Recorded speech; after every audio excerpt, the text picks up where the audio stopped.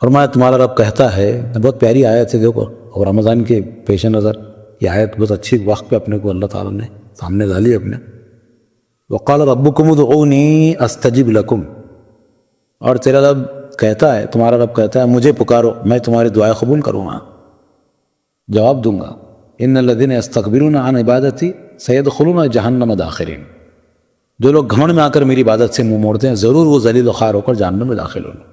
اللہ فرما رہے ادعونی، مجھے پکارو، اس کو دعا کرو، اس سے مناجات کرو، اس کو پکارو، اس سے بات کرو، نماز پڑھو. یعنی یہ بتایا کہ لوگ جو ہے اللہ تعالیٰ کے علاوہ جو سفارشی اور صفات کرنے کے بارے میں جو دوسرے بت بنا رکھے تھے انہوں نے، یہ بولتے تھے کہ بھئی اللہ تعالیٰ ہمارے کہاں ڈائریکٹ سن رہا ہے، تو اللہ سے قریب کرنے والے یہ لوگ ہیں بت. اللہ تعالیٰ بتا رہا ہے کہ میں نے تو میرے دروازے پہ کوئی پہرا نہیں بٹھایا، تم مجھے پکارو براہ راست، میں جواب دیتا ہوں، میں دعا کو سنتا ہوں، جواب دیتا ہوں. کہ مطلب یہ کہ دعا اس کے حکمت کے مطابق ہے تو اس کو قبول کر لیتا، اس کو فوراً دیتا، یا اس کے حکمت کے مطابق اگر تاخیر کرنا بہتر ہے تو تاخیر کر دیتا، یا نہیں دے کے کوئی دوسری چیز دے دیتا.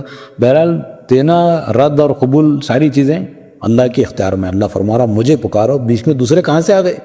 میں نے تو نہیں بولا، تم نے خود پیدا کر دی.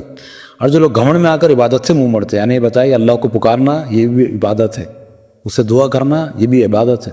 بولا کہ جو عبادت نہیں کرتے منہ موڑتے ہیں وہ ذلیل و خوار ہو کر جہنم میں داخل. ظاہر جو آدمی اللہ سے نہیں مانگ رہا، جو گھمنڈ میں تکبر میں ایک طرح سے اگر یہ کر رہا ہے تو وہ ضرور جہنم میں داخل ہوں گے.